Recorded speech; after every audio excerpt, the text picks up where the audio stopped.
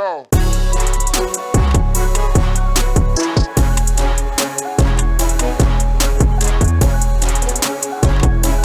Crash and flow. All right, you want to do an Yeah, animal let's list? do it. Let's do it. Whatever list you got. I've got 2 lists, okay? All right. One, Sorry, let me close this down. sure. One, I'm going to give you 5 ways animals mate, and you're going to rank them without knowing what's coming up next. You're going to rank it as the worst way to mate? Yeah, the worst way to mate. So I'll tell you this is how they mate, and you will say, you know, I think this is either the 5th worst or the 1st worst. Gotcha. Without knowing what's coming. Yeah. All right, great. All right. This one's coming from the deep sea. Anglerfish. Right. The male anglerfish will find a female. Yeah. It's already smaller than a female. It will attach itself to the female, eventually becoming an organ that gives sperm, like a sperm pouch. Right. It fuses itself It to the fuses itself to the female. to the female. Okay. 1 through 5. So 1 is the worst? I think 1 is the least desirable, Okay. and the 5th is, you know, the 5th like- desirable. I mean, okay. Yeah, Okay, so I'll put that at a 4. that seems pretty bad. Yeah. I No. agree. That's not as bad Yes, I agree. It's not as bad as other as things. number 1. Yep. All right. Perfect. Okay, Next 4. one is amongst canines, specifically coyotes. The This was male new to me. will mount the female from behind, doggy style. Yeah. And at some point during climax, the female will clamp down and trap the male's genitalia inside of it. And the male will fall over and go, "Arr!" And eventually the female opens up as a natural defense mechanism for some reason. I've seen videos. Okay. It's the men aren't happy because then you're just stuck. To be honest with you, that doesn't seem too bad because Yeah. because you got in there, You got in there, that's true, right? and you didn't have to become a pouch. Yes. All right. So I want to that seems almost light work, just a clench. So I'm gonna go and put that at 5. All right. Okay. All right. Next one Yeah, is from the arachnid family, a black widow. we know this. The male, who's much smaller, has to risk life and limb, Yeah. and then give up a lip. You have to. I forgot what the penis was called for a spider, Okay.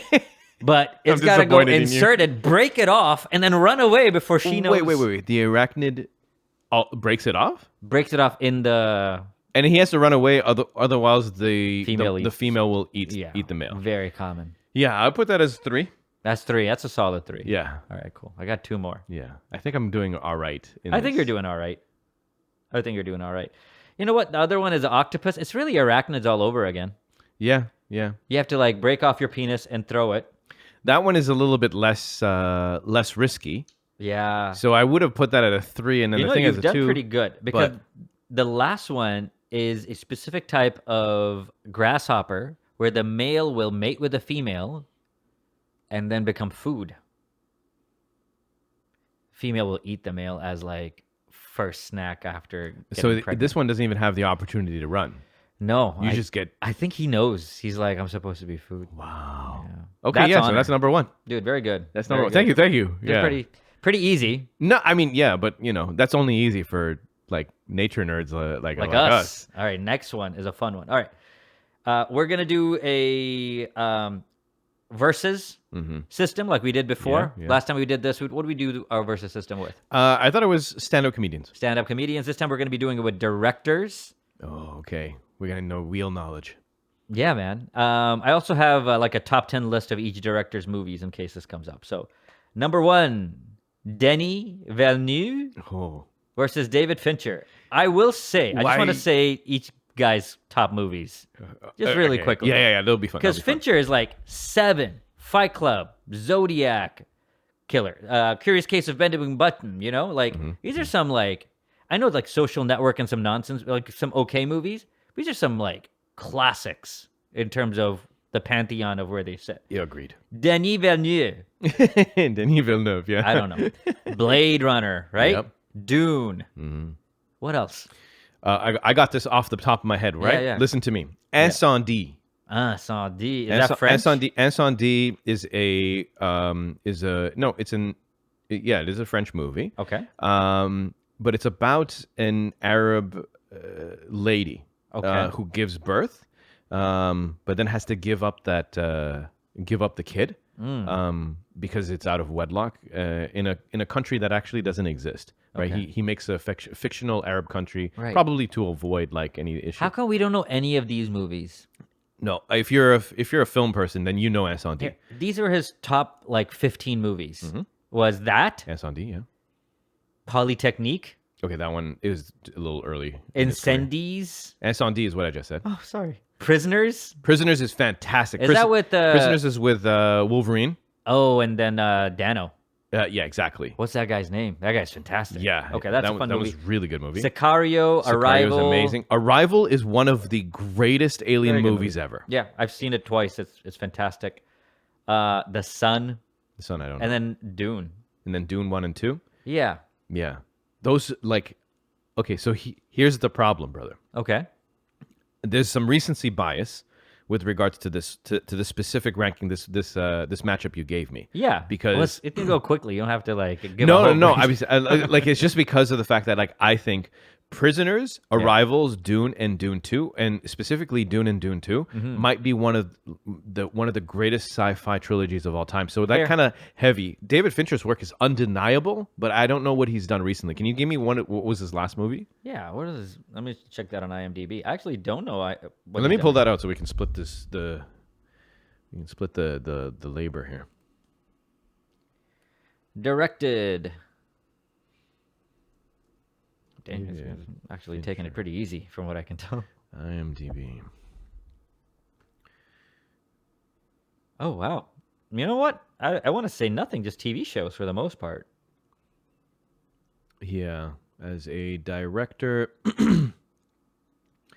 he did. Apparently, he was doing some of the episodes of Love, Death, and Robots, which is cool, no doubt. Dude, there's nothing in here. But it's not much. Mindhunter apparently is a fantastic show that got canceled. Okay. So I mean, Gone Girl is the last one.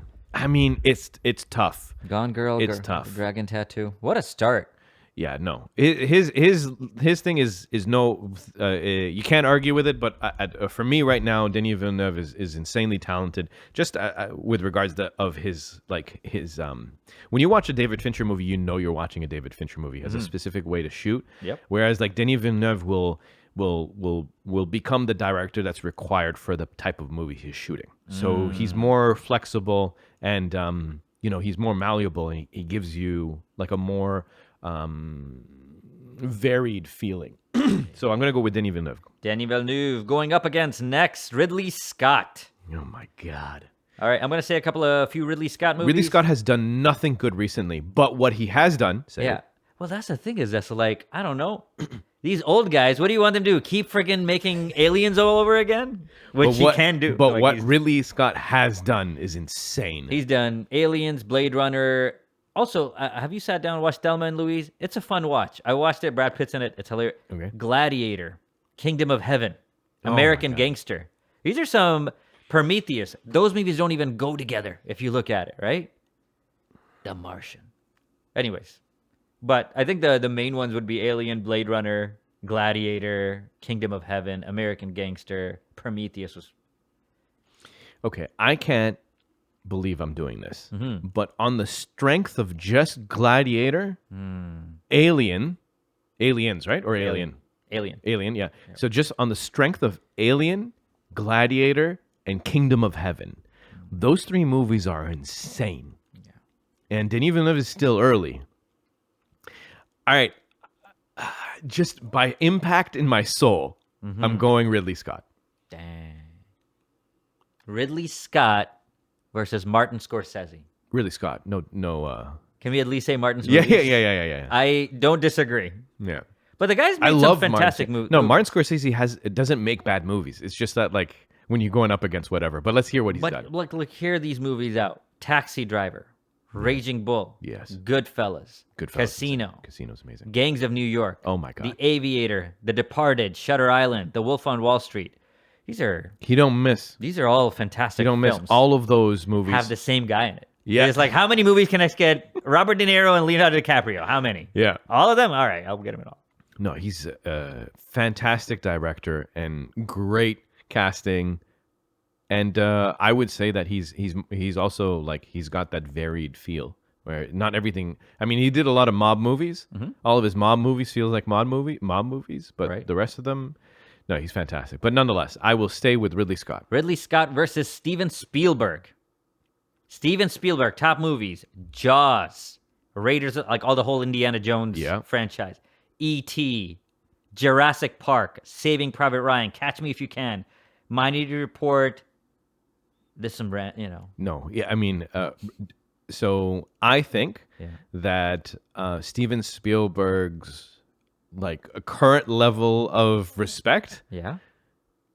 The man made Jurassic Park, man. No, he did make Jurassic Park, but I think that I think there's other directors that have done, like even just if you look at older stuff, that have done more impactful work. Because let's not forget, Jurassic Park is based on a novel, right? By Michael Crichton, I believe. I've read it. Yeah, Yeah, I've listened to it. also very interesting. I hear None of those characters are in there. Yeah, Not one. Not one character, dude. it's like World War Z. Yeah, where it it was is- like, we'll take the title. yeah. And after that, we'll just, there's dinosaurs, right? We got it from here. Don't worry about it. Yeah. He turned into like no. I think Steven Spielberg was great when at the time, but even then, I think that it was a very short run. Minority Report was fun, but that's a Tom Cruise movie. That's not a like Steven Spielberg movie. It Right. feels like That's true. So, yeah, he was great. We're still at Ridley Scott then. We're still a Ridley Scott. Ridley Scott versus, let's give him a hard one, James Cameron. All right, James Cameron. There's some big epic chunks in here that are like, Bro, this guy breaks his own records in the box office. but there's not a lot of fantastic movies in here. No, but what he does, he knows how to make a box office movie. Right. That undeniable. Yep. He went for the run that he had, where he was breaking his own records of the previous movie that he had made. Yeah. Was insane. That was only was broken so by funny. I think by like the final. It was so funny Avengers. because he's also competing with like how expensive. He's like, I'm going to spend even more money. I might dig that boat up. I don't give a like, Bro, he had to make cameras. He had to make technology. Terminator, The Abyss. There's a lot of Terminators. Titanic, Yeah. Avatar, Yeah. True Lies. Those not a lot movies of are not variety. particularly strong. Even Titanic is not strong. Avatar is not strong at all, in my opinion. Yep. Were they great movies to watch? Absolutely. But they're I guess they're technically amazing. But yeah, Here we go. Ridley Scott versus Christopher Nolan. that's The Godfather, in my opinion. That is the greatest. That's the greatest director of all time. Memento, Batman, Inception, Interstellar, Dunkirk, which I saw. Very good movie, Dunkirk. People go watch that movie. I know it seems like what's happening, but it's totally worth it. Oppenheimer, Prestige. Prestige is insane. Have you watched it? Yeah, I've seen that a couple of times. It's so good. I hear there was so much beef between Batman and Christopher Wolverine. Yeah. They were like talking about how much money they made in different movies. Like, you made that much for that movie? Good. Because we were supposed to hate each other in the movie too. Bring it. That's Use so it. funny. We're just in the character. Use it. Yeah, Christopher Nolan, in my opinion, is the greatest filmmaker, director of all time. The reason why I say this is really all you need to do. All you need to do is look at Interstellar, right? Yeah. When you start as like that, because that one I think is his sort like at the moment right now is his crown jewel. It's the strongest movie he's ever made. Yep. That movie, Interstellar, the original, the how original that idea is, the concept that he's trying to tackle. These and put forth on screen. We haven't seen those things before. We haven't seen these concepts be tackled by any other filmmaker. He's one of he's the original one, it feels like, that's coming up with these ideas, and then after he's putting it on the screen in a way that first other people couldn't even dream about doing it. And then with the fact that his pull is so like his gravity pull is so strong, forgive the pun, where he's getting Hans Zimmer to do scores that like Hans Zimmer's is this era's like Beethoven and Mozart. He is that he is the musical composer of our generation. He's the A.R. Rahman to this type of music. Right. I mean, like there's an argument that can be made for Howard Shore. There could be an argument that could be made for John Williams. But you're like Christopher Nolan is smart enough to use talent as what like he has the ability to draw in that talent and then has the ability for him to be able to leverage it. So like even how he even engages Hans is that for in Inception, for example, he didn't tell him what the movie was about. And he just said that my movie is about a father and son relationship. It's hilarious. Because I'm sure Hans Zimmer went home and he was like telling his wife, he's like, he told me to just make a music about this feeling, this father and son relationship. Yeah. And they just laughed and laughed. You're like, I'm going to go do work. And then he did something, fantastic, which like what Hans put together was not something that you would expect to hear in a sci-fi movie. But that was the reason why Christopher Nolan was ambiguous in his direction for Hans. And then you end up recording it in a church with like the whole wall of the church is the organ. And then they recorded it within the church and it could only be done in that place. So it's stuff like this, what he does and how he uses the people around him to like elevate them. And even when he doesn't have Hans and like in Tenet, he got Göransson, right? And Goran, like he's tapped Göransson at the point where it feels like Göransson is just becoming like a superstar in his own right. Yeah, man. Right? And being able to be in your industry and then having the pulse, your finger on the pulse to know who to call upon is a big thing. And Christopher Nolan gets to make every call. Whatever he wants, he gets to make. Yeah. And so when someone has free reign and then make all of these accurate He just talked choices? about Interstellar for so long. You're like, you have to realize this guy made Inception before that. Yeah. Which was like that type of movie before you're like, wow, that was what a story to be able to tell. Yeah. And then he's the director who's giving us the most unique concepts, the most unique world building, and he's executing it correctly. Right. Even before that, like when you watch Memento, Yeah. when you first watched it, right? It's a trip, right? Yeah, I was in high school. I was like, you can make movies this way? I didn't realize you could tell stories this way. Or like, oh no, this is like a book. Yeah. Because this is the only kind of stuff you would see in a book is like, wow, that was a wild book, you know? Before that, you couldn't like in a way that would make sense to the viewer to tell a story both from the going frontwards and also going backwards, right? And have you seen how Christopher Nolan explains Memento in like in 5 seconds and it makes sense? Have you seen it? No. Yeah, let me Do it. since we're on it. Should be pretty easy.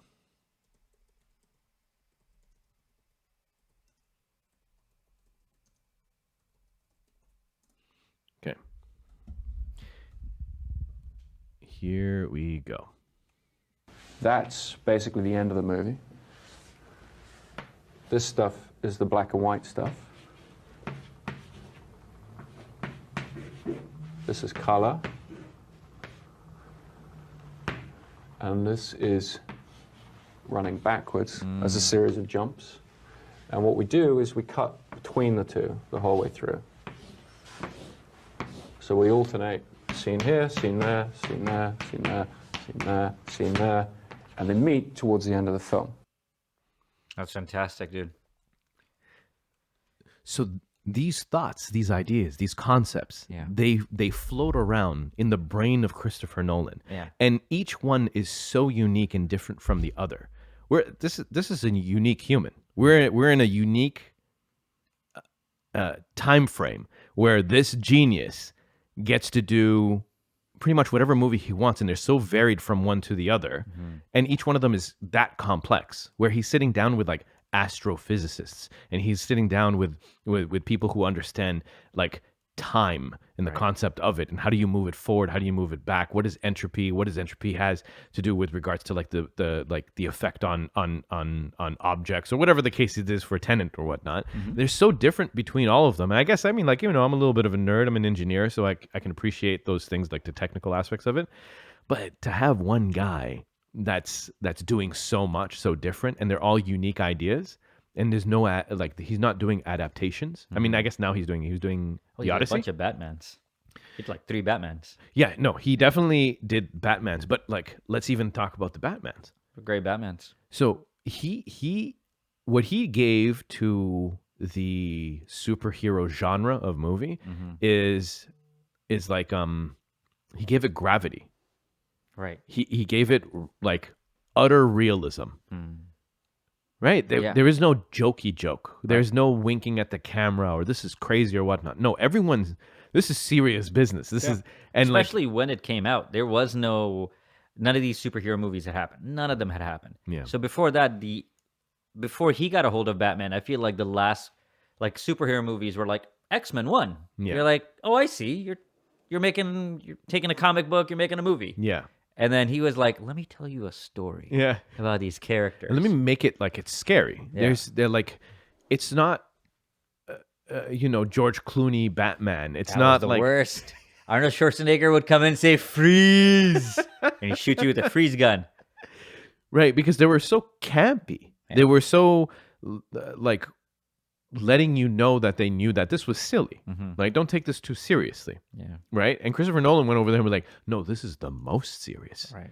I wear a suit when I'm when I'm on set. Everyone is going to take this really seriously. And then give it to Christian Bale, who takes acting hella seriously. Right. Too seriously, probably. Too seriously. Yeah. I mean, a guy who starved himself for The Machinist and then then bulked himself into the Batman role. I saw some of his acting in that Mark Wahlberg boxing movie. Oh my god! Yeah. Oh my God. This guy became this New York schmuck. Yeah. So good, dude. You can't even see Christian Bale. I'm watching this movie. I'm like, I don't even see Christian Bale. Yeah. It's crazy. Yeah. Surrenders himself to the role. Looks like a balding, just, like, oh man, I was. Like a tweaker, right? Was like he was. No, he's just He looked a guy training his brother to box. I thought he had like a drug problem or something. Maybe. I don't remember. Shit.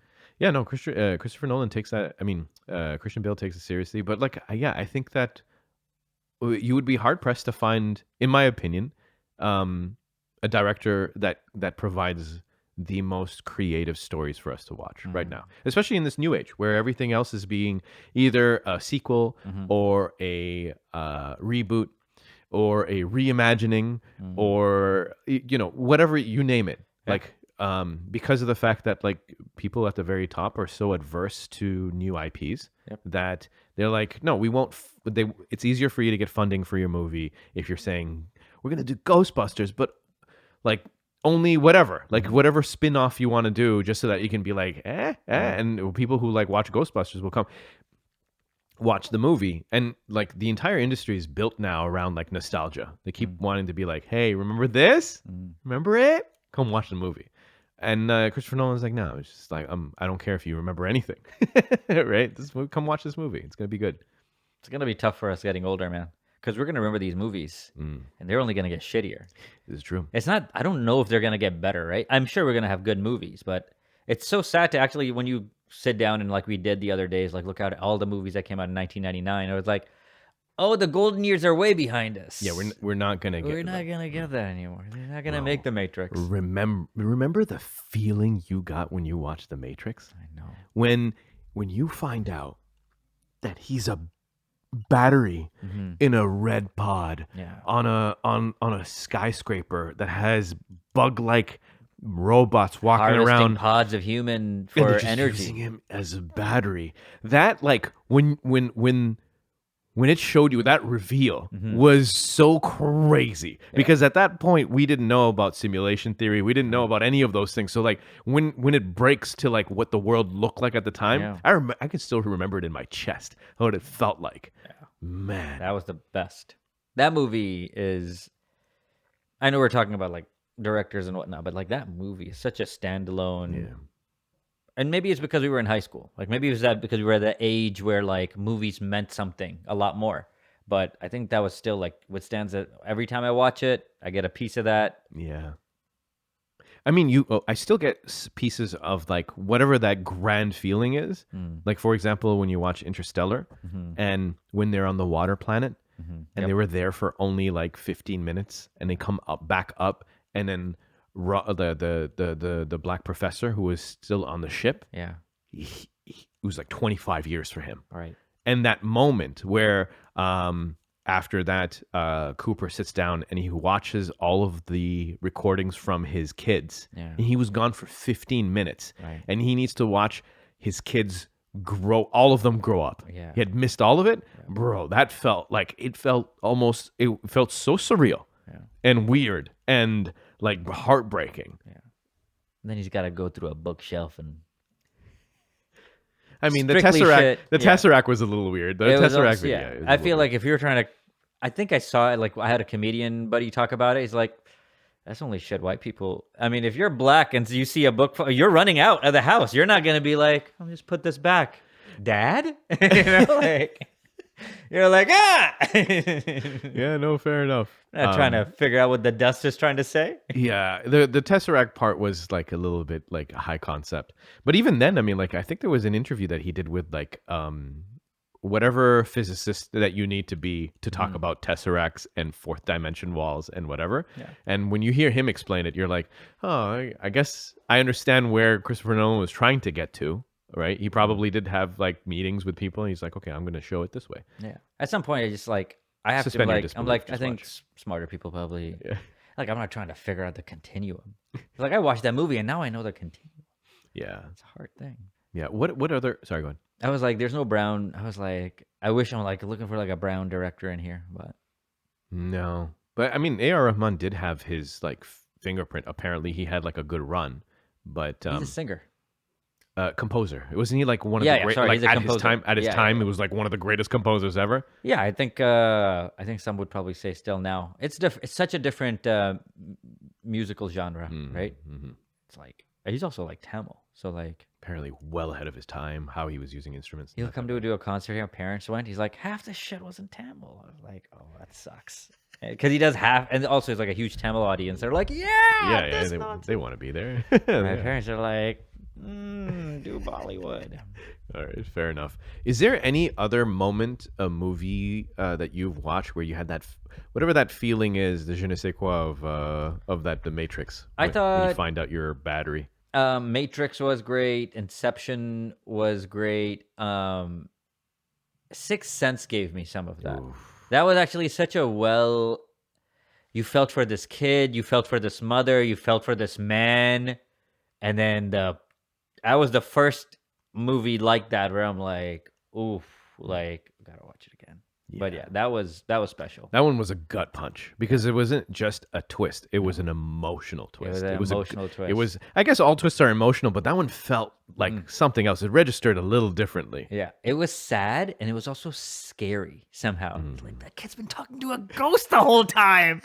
Yeah, and there's no real bad guy, Yeah, no. right? It's just it's of consequence. Yeah. Right? It's not. There's no like. From what I remember, I don't remember it well. I should definitely watch it. I don't know whoever killed Bruce Willis. I guess that. Yeah, But he's also a troubled guy. You Yeah. know?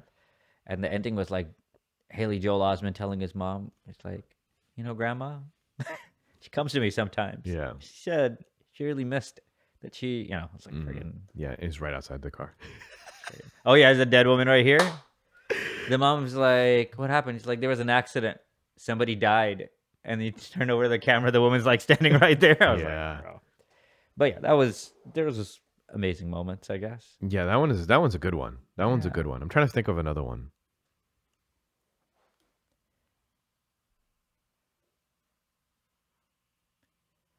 We just went through all these lists of directors and movies, and I'm like, I don't know. Lion King. I mean, the Gladiator does register as like very moving. It was so grand. It looked like you were really watching Rome. It really felt like for All the of it. hour and a bit that you were watching that movie, you were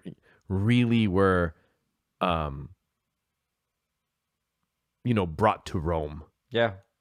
And It's I also don't. such a masculine movie for some reason. It felt like to me. I don't know. I mean, dude, Maybe 'cause Gladiator, it's bro. called Gladiator, right? Maybe it's because the main guy's a soldier. Yeah, A lot of things. But you know what? I also felt like that movie, though, well performed in every way, but it came straight at you, Mm-hmm. right? Yeah, And that was the thing that I appreciated about it. But that's the thing that these other movies they made me see something differently that I hadn't thought about before. Yeah. And Gladiator was just like that's like the best Bollywood. It's just such. It's like a Amitabh Bachchan movie. Mm-hmm. But yeah, it didn't have that. I don't know that extra thing. I thought it was fantastic. But Yeah. I think it's fantastic in the same way like Jurassic Park is fantastic though. Yeah, no, I understand. Like that Matrix movie, the first one was so mind bending. Yep. It's hard. It's hard to. We might never ever get to feel that We again. won't. I always talk to my wife about it. It's like, at what age do I start showing him these specific movies where like he needs to understand it because you can't just show him when he's 8. Yeah. But like, there's this whole catalog of things. Like Jurassic Park, he watches now. He knows the words, he knows the scenes that are coming up. But like, it's so important for him to like see the good stuff, right? And like, I'm like, what do you show him when he's 9? She's like, nothing. You don't show a 9-year-old a movie. I'm like, yeah, that's probably right. I don't know. I'm pretty sure I watched a bunch of movies when I was 9. I don't think you'd appreciate them. If somebody showed you, I mean, name any of the movies Yeah, that's true. Yeah. like, it's tough. I don't think you'd. But the thing is that you don't want. I feel like once when you get exposed to 4K clarity, sometimes people have a hard time watching old movies that doesn't have that level of clarity. Right. It always registers as old. Yeah. And Not so- my kid. I'm gonna make sure. Like, Yeah, no, you're gonna have to I'm be gonna like, watch this no. thing on a DVD. Sit down. Also, another thing I want to that I would want to impart with my child would have been like the entire catalog of Jackie Chan. That was really important. That's really important to me. Really? That's so That's interesting. really important to I me. thought about that. That is like First off, I can't even imagine the entire catalog of Jackie Chan, by the way. it's heavy. It's like a Chinese menu of how many movies he's done. It's like, there's so much stuff. I love Uncle Jackie so much. Yeah, So like that because all of his movies were like mostly family friendly. Yeah. Right. There was stakes, but it was never too much. Right. Right. It's something you figure it out. Yeah, you know? exactly. Yeah. He's always saying he doesn't want trouble It's so funny. as he beats people up with ladders and chairs and whatnot. No, Jackie Chan is like that's like that was like my movie diet when I was very young into like going into like just regular like grade 1 to 6. We don't have anything like him anymore. Most even people are a repeat of, whether it's They can't be a repeat of Jackie though. No, that's There exactly could be a right. repeat of Bruce Lee, yeah, right? Like Ong Bak, and then the Raid, the guy from have you seen Raid 1 and 2? yeah, of course. Yeah. So those guys are like ultra violence, very well like choreographed fights. That's more of the Bruce Lee, Jet Li style, right? Jackie Chan was something special. I don't think this Jet Li would be a thing without Jackie Chan. You're like, Jet Li what was do you very mean? different. Asian guy that's gonna friggin' fight people? Get out of here! He's tiny. Jet Li was very different, and then he went on the DMX spree where he was doing a bunch of movies with DMX. So funny because DMX was like, I'm done with rapping. I'm just gonna make movies from now on. And I'm never not gonna wear Timberlands. DMX. Yeah. Fun times. No, Jackie Chan, Jackie Chan, goat, and no other in that mold. goat of goats. Yeah. Goat of goats. Yeah. All right, people. That's been episode 520 of Crash and Flow. Go watch an old movie. Let us know in the comments what Watch you've The watched. Godfather. Let me know what you think. If you haven't seen it, go watch it.